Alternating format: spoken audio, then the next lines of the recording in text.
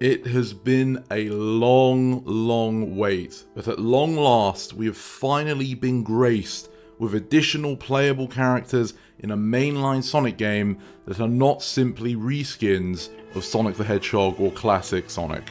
You would think, with how often Tails, Knuckles and Amy have been featured and promoted over the recent years, that they were integral parts to the gameplay experience, but as anyone who's been playing these games can attest to, that is simply not the case. For far too long, they have been resigned to simply being background or support only characters, and their last true playable experience with a unique gameplay style intact was Sonic 06. As in the game that came out in 2006. Yes, they've been playable in other titles like Boom, but I think the less said about Boom, the better.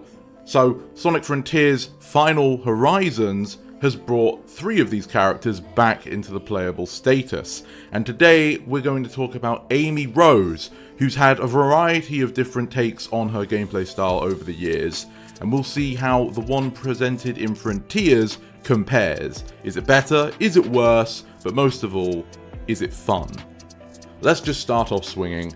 Amy Rose is the most fun character, in my opinion, added within the Final Horizons DLC update. She has the best controls and the most interesting toolkit available to her, and that is very nice to say. I wasn't expecting Amy, of all of them, to be my favourite character, but I guess just like in Sonic Advance 1, she has a couple surprises up her sleeve. At her base, all of the characters are clearly inspired by the Sonic we see from Frontiers, which shouldn't be a surprise, considering this is a post-release update done in under a year to add 3 characters. So yes, they move around and jump a lot like Sonic does. That's going to be a given, but they are each given enough unique traits to differentiate them from Sonic. One of those differences, though, is that they all seem to lack the ability to do pretty much anything when you start the game. To do any of the cool things, you're going to need to upgrade them with skill points, just like Sonic did in the main game. And for me, it's been a long time since I played Sonic Frontiers, so I spent the first portion as Amy Rose only knowing how to jump, homing attack, and glide, because I forgot about the upgrade system, and by the time I had switched to another character, only then did I realise. So I did all of Amy's original section with the most bare bones of a moveset, and yet, I didn't think it was horrible. I was actually having some amount of fun despite struggling with the challenges.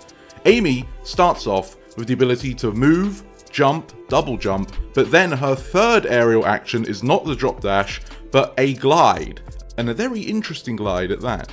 Using the power of her magical tarot cards, Amy will go up in the air a third time like a triple jump, but as long as you hold down the button afterwards, she will use them as a slow propeller and gradually descend. But you've got a high amount of control over her descent and distance whilst this is activated, and at any time you can let go to fall normally and then hold the jump button again and she'll just immediately resume gliding.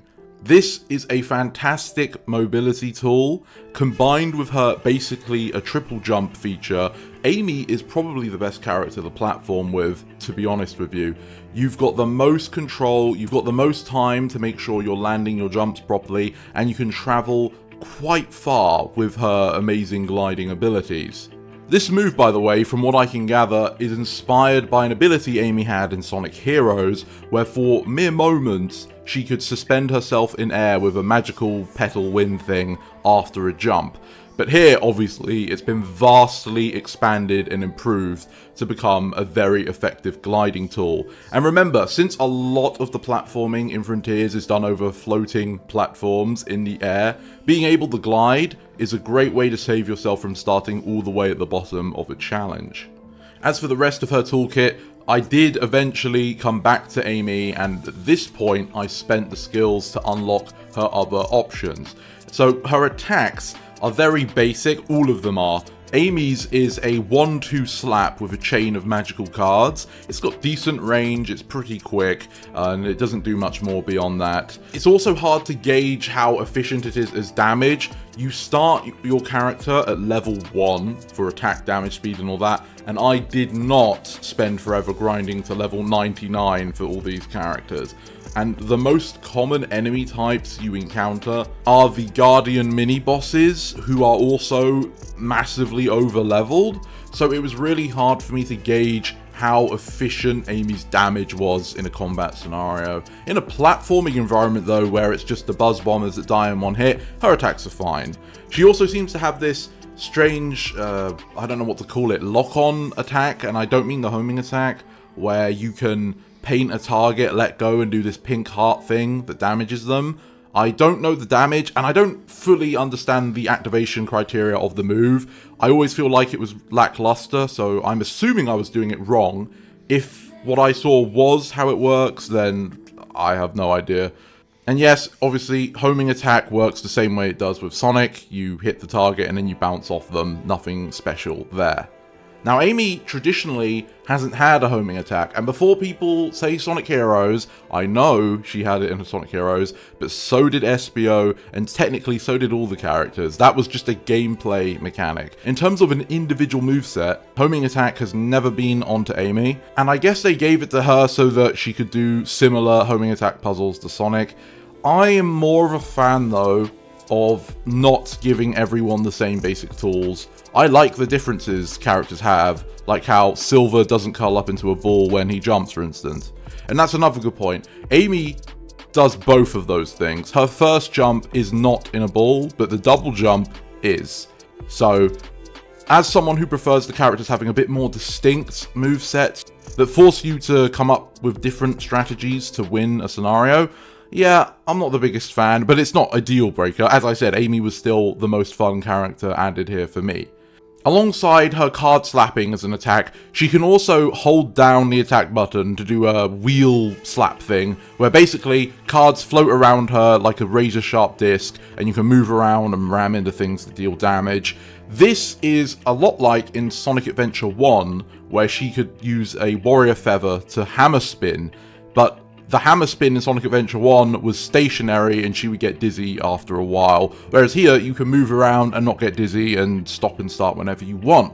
So this is another nice move, but also another one that draws from one of her past playstyles. And what we're going to see here is this Amy actually does take a lot of inspiration from her older playsets, specifically Sonic Adventure, but sometimes something like in Sonic Heroes.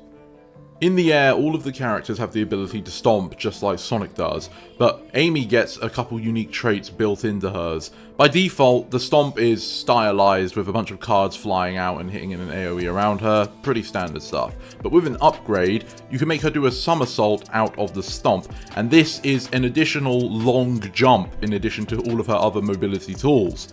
And this flip is very reminiscent of her hammer flip from Sonic Adventure 1. Although since it comes from a stomp, it means you can't really do it on the move, which I guess makes it closer to the version of it in Advance 1, where you have to be standing still. Either way, it's clearly based on her past, and it's a really fun move. You get to do all sorts of flips and tricks in the air. You can move quite far whilst you're doing it, and of course, if you hit a platform, you can transition into her many jumps to continue your way through that. It's just a really nice tool, and it feels so much better than the one Sonic has. And they really should have just given Sonic the bounce bracelet. I don't know why modern games refuse to use the bounce bracelet. It was such a fun option. But anyway, we're not here to talk about that. So Amy's got a nice hammer flip from a stomp. This whole time, we haven't seen the Pico Pico hammer, and that's because a lot of these moves, whilst they take inspiration from Amy's past, replace the hammer with the tarot cards, which I know a lot of people probably won't be a fan of. From what I can gather, I think the reasoning behind this is in the story, her hammer just doesn't work the same way it used to because she's a cyber ghost, but her cards work fine. Whether that's good enough for you, I can't say, but that's what I think the reasoning was. However, her hammer does still appear. She has a special attack that uses that cyber meter you have to earn over time, and if you press the button with Amy, she'll swing down her Pico Pico hammer for an AoE shockwave that generates a harp-shaped Psy-loop thing, which allows you to do a bunch of stuff on the map for treasure hunting, really. It's okay, you can use it in the air, it's a big damage attack, that's its point, but it's pretty much the only real hammer attack Amy has, so if you're a fan of that, then you're going to be disappointed here. There's not much else to be said about that. Amy also has a unique quirk when she performs a successful parry on an enemy, which poisons them and does damage over time, as you would expect. Now, why is it that Amy does poison? I don't know. I'm going to go on a limb and just assume it's meant to be a magical thing, because otherwise nothing about Amy radiates poison, so I wouldn't know why that's how it is. And honestly, who cares? The reason you're parrying is to get your counterattack, not really to apply a very weak poison to an enemy that isn't going to notice it. Lastly, the final tool Amy has is her dash, and once upgraded, instead of just being a normal boost, it becomes this magical speed wheel, where a bunch of cards rotate around Amy, and she hops on her hammer like a witch's broomstick, and then you can plow through enemies and speed across the floor. But unlike Sonic's boost, she can drift like you would do in Unleashed or Generations, and that makes this boost a lot better to control, or at least a lot more familiar to control. With all of those options available to her, this is why I find Amy the most fun to play as. She's great at platforming, and most of the things that the extra characters are given are platforming challenges. The enemy variety is pretty poor, so if they're not good at platforming, it's not that great, and Amy just clearly is the best at it. Yes, some of the other characters have maybe a specific thing that's more broken than anything Amy can do, but overall, the collection of things you can do with Amy is both more fun and more reliable than with the other characters. Plus, I think Amy won out on the unique theme for her part of the game. I think it's the best version of that. And interestingly, if I try to compare it to her best appearances gameplay-wise, which in my opinion is either Sonic Advance 1 or Adventure 1, yeah, this is a pretty confident challenge to those past experiences. SA1 Amy was probably my favorite of all time when it comes to playing as her, and in the fan game Project 06 that tries to improve Sonic 06, they basically took the Adventure 1 Amy and improved it, because the main criticism I had for Adventure 1 was that her base speed was just too slow. I'm fine with her not being as fast as Sonic, that's fine, but it was way too slow in that game.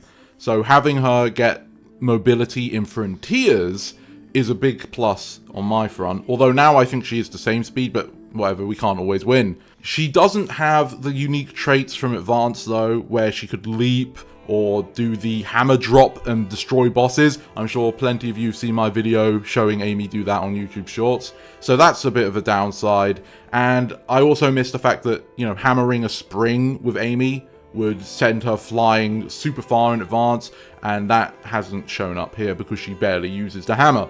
But yeah, if you said this was your favorite Amy to play as, I can't blame you. And perhaps the only reason I wouldn't say the same is because she has a very small role to play ultimately in this DLC. A very specific area of the world to play in, with poor enemy variety, and I'm just not the biggest fan of Frontiers level design to begin with, so it's probably not the best showing for me with this playstyle.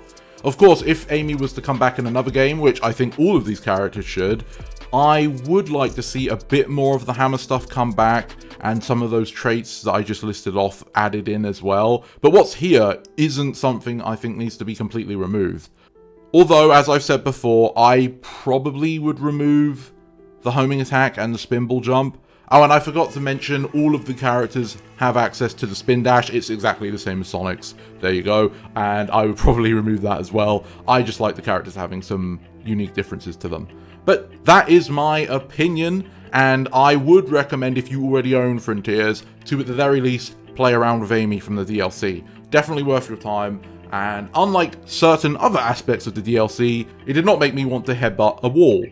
What did you think? How did it go when you played the game? Did you? Have you ignored it? Or is it your favorite thing ever now? Let me know in the comments down below, and thank you for watching this video all the way to the end. And if you enjoyed this video, don't forget to leave a like, comment, and subscribe.